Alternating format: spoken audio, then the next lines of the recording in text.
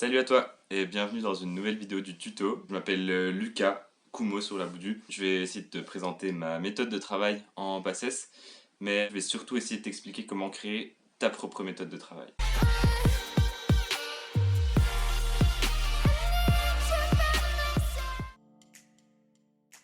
Parler déjà un peu de ma scolarité. J'ai toujours été quelqu'un qui avait des facilités.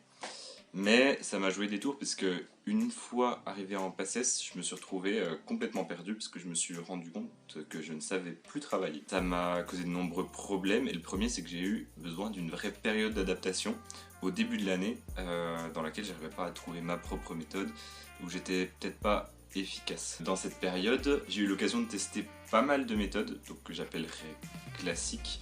Donc par exemple la méthode DJ, la méthode une matière par un jour. Et avant de me rendre compte qu'en fait toutes ces méthodes, j'étais incapable de les suivre.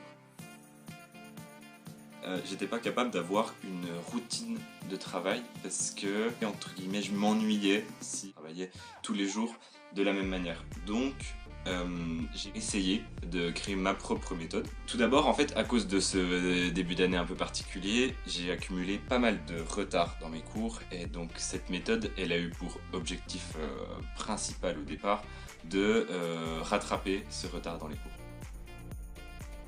Alors cette méthode, elle s'est basée sur un point essentiel que j'ai énormément utilisé, ça a été la plateforme de QCM. Mais on peut utiliser aussi les annales thématiques. J'utilisais d'une manière un peu spéciale. Je l'utilisais avant de lire un cours, je sortais des QCM, je regardais la correction. Mon but c'était pas d'avoir une bonne note. Je savais que j'aurais une note assez nulle parce que j'ai pas encore travaillé le cours. Mais faire ça, ça me permettait de cibler les points essentiels et cibler également les pièges typiques. À ma première lecture, je savais sur quoi me concentrer. Là où quelqu'un qui ne faisait pas ça aurait juste eu une vision globale du cours après l'avoir travaillé une fois, moi, après une fois, j'avais déjà en tête les concepts clés, les termes scientifiques assez spécifiques qui pouvaient être piégeux. Comme on est tous différents, on travaille tous différemment et plus ou moins bien dans différentes conditions. Pour pouvoir la créer, je me suis basé sur les types de mémoire. Donc pour commencer, il va falloir essayer de comprendre ton type de mémoire. Donc on distingue principalement deux types de mémoire. Chacun va être plus à l'aise dans une ou l'autre de ces deux mémoires. Après avoir ciblé celle qui vous correspond, vous allez pouvoir construire votre méthode autour. La mémoire auditive, ça va être avoir besoin d'assister au cours, d'écouter le prof. Ça va être parler en apprenant le cours pour pouvoir s'entendre, dire les mots. En comparaison, la mémoire visuelle, ça va être lire les cours, faire des fiches, avoir besoin de refaire les schémas, utiliser un code couleur dans ces cours. Il va falloir essayer de axer votre méthode de travail dessus. J'ai utilisé les deux types de mémoire dans ma méthode. Il faut comprendre que de mon côté, j'ai beaucoup de mal à comprendre et à rester concentré face à un cours fait par un prof. Ce premier contact faisait en utilisant principalement ma mémoire visuelle. Donc j'avais imprimé les cours, j'utilisais un code couleur en le surlignant et j'essayais de faire des fiches, des petites fiches sur des petits concepts de cours pour résumer ces cours-ci. Quand je revenais sur ce cours plus tard dans l'année, je me basais plus sur une mémoire auditive. J'avais besoin d'en parler à voix haute. Comme ça, je réussissais mieux à les apprendre, principalement pour les cours nécessitant beaucoup de par cœur. D'un autre côté, les cours où il y a besoin de plus de compréhension, typiquement par exemple le UE3, vraiment pas être secret, j'ai fait et refait des exercices, des ED, etc. Jusqu'à ce que les méthodes de résolution des exercices soient imprimées dans ma tête. Ça, c'est vraiment faire et refaire des exercices qui va vous aider.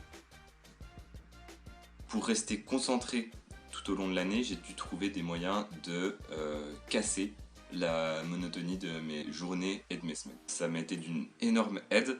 Alors moi je vais vous présenter un peu comme beaucoup, je suis beaucoup moins efficace quand je travaille seul. Je vais travailler seul sur mon cours mais j'ai besoin d'être entouré d'autres personnes. Pour ça j'ai eu un ami avec qui j'ai été pendant toute la PACES.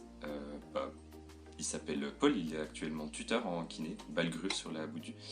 Et avec lui, ça m'a vraiment aidé à rester motivé toute l'année puisque donc on faisait nos pauses ensemble, on rigolait, ça m'aidait à me oublié le temps d'un moment les révisions. Chaque fois j'étais reboosté à bloc pour continuer. Avoir quelqu'un à vos côtés qui comprend ce que vous vivez et qui peut bosser avec vous fait que toutes vos journées finalement vont être différentes parce que vous allez vivre des trucs différents avec lui. Et à côté, les lieux de travail comptent beaucoup aussi. Beaucoup d'entre vous vont avoir besoin de trouver le lieu de travail sur lequel vous êtes efficace, donc ça peut être la BU médecine, ça peut être votre bureau. Moi j'ai pas réussi à faire ça parce que au bout d'un moment, quand je restais sur le même endroit, j'avais l'impression de tourner en rond. Pour éviter ça, il fallait que je bosse à des endroits différents. Et enfin, c'est en rapport avec les différents lieux. J'ai besoin de changer de cours, c'est passer d'une matière à l'autre aussi, ça me faisait changer d'esprit. Choisissez une matière, vous savez que vous êtes à l'aise, comme ça vous rebooste un coup de morale. Et en même temps, vous faites quelque chose que vous aimez. Moi, c'était le E3 que j'aimais beaucoup. Ça va vous rebooster pour la suite quand vous revenez à quelque chose de plus compliqué à appréhender.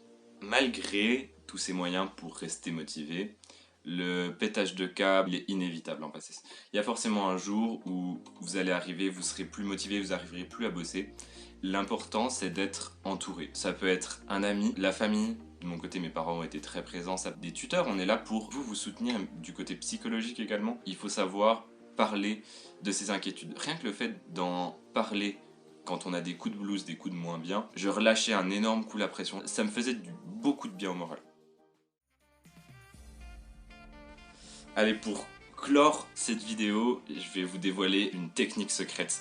C'est la technique qu'on utilisait avec Paul Balgruuf pour se défouler. En fait, tous les jours, on venait et on repartait de la fac à vélo.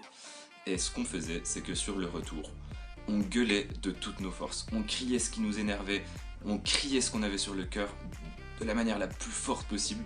On rentrait chez nous, on avait la voix éclatée, mais on s'était libéré de tout ce qui nous faisait pression et on pouvait commencer notre après-midi de travail plus libéré, entre guillemets. Et cette méthode, je vous invite à vraiment l'appliquer pendant vos pauses. Trouvez-vous un endroit où il n'y a personne autour de vous, ou même s'il y a des gens, vous vous en foutez. Et vous gueulez ce que vous pensez, ce qui vous passe par la tête. Ça peut être des insultes, ça peut être juste un énorme ah! Et ça va vous faire un bien fou de relâcher la pression. Donnez tout jusqu'au bout parce que rien n'est joué jusqu'au partiel. Donnez tout jusqu'au bout et faites pour ne rien regretter. Ne vous arrêtez pas. Vous êtes en bonne voie. Si vous êtes arrivé là, c'est que vous êtes déjà ultra fort. Allez, bisous.